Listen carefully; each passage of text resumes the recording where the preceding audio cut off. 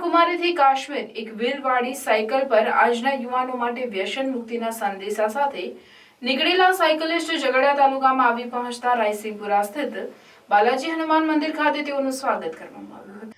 કન્યાકુમારીથી એક વ્હીલવાળી સાયકલ પર 3700 કિલોમીટર જેટલું અંતર કાપીને કેરાલા કન્નૂરના સાયકલિસ્ટ સાનિદ ડિબેચેડ તથા હાસમી ઝઘડિયા તાલુકામાં આવી પહોંચતા રાયસિંગપુરા સ્થિત બાલાજી હનુમાન મંદિર ખાતે રાત્રિ રોકાણ કરી પ્રસાદી લીધી હતી। તેમની આ અનોખી એક વ્હીલવાળી સાયકલ યાત્રા દરમિયાન ભારતભરમાં કન્યાકુમારીથી કાશ્મીર લગભગ 7000 કિલોમીટર ફરી યુવાનોમાં વ્યસન મુક્તિનો સંદેશ આપશે અને કેરાલા કન્નૂરના સાયકલિસ્ટ સાનિદ ડિબેચેડ છેલ્લા 9 વર્ષથી એક વ્હીલવાળી સાયકલ પર અલગ અલગ સ્ટન્ટ કરી રહ્યા છે।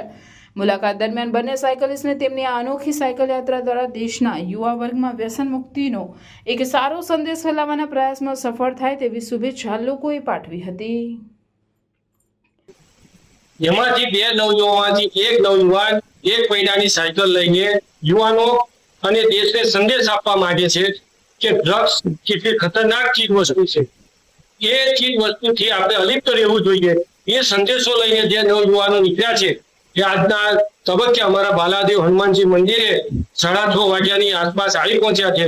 તો બાલાદેવ હનુમાનજી મંદિરના અમારા જે બધા ભક્તો છે, પરમ ભક્તો દ્વારા નવ યુવાનોનું ખુલ્લાથી સ્વાગત કર્યું, એમને આવકારવામાં આવ્યા અને એ જે અભિયાન અંતર્ગત નીકળ્યા છે એ અભિયાન ખૂબ ઝડપથી પરિપૂર્ણ કરે અને એમનો સંદેશો પૂરા દેશમાં અને વિશ્વમાં ફેલાય એવી અમે બધા આજ રોજ શ્રી બાલાદેવ હનુમાનજી મંદિરમાં પ્રાર્થના કરીએ છીએ।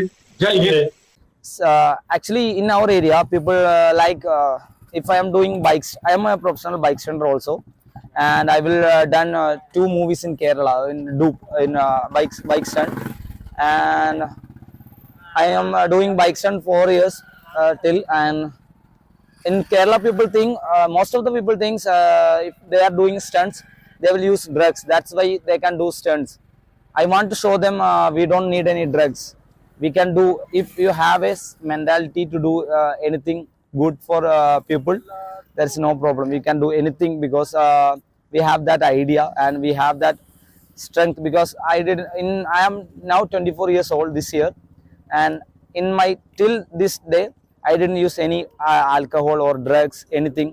We both are same. We both like we will play football and we will everything in every entertainment we will do, but we didn't go we don't go that type of entertainment. We don't need that because we want to show them we are like this. We don't want to need drugs or anything to do these things. That's why.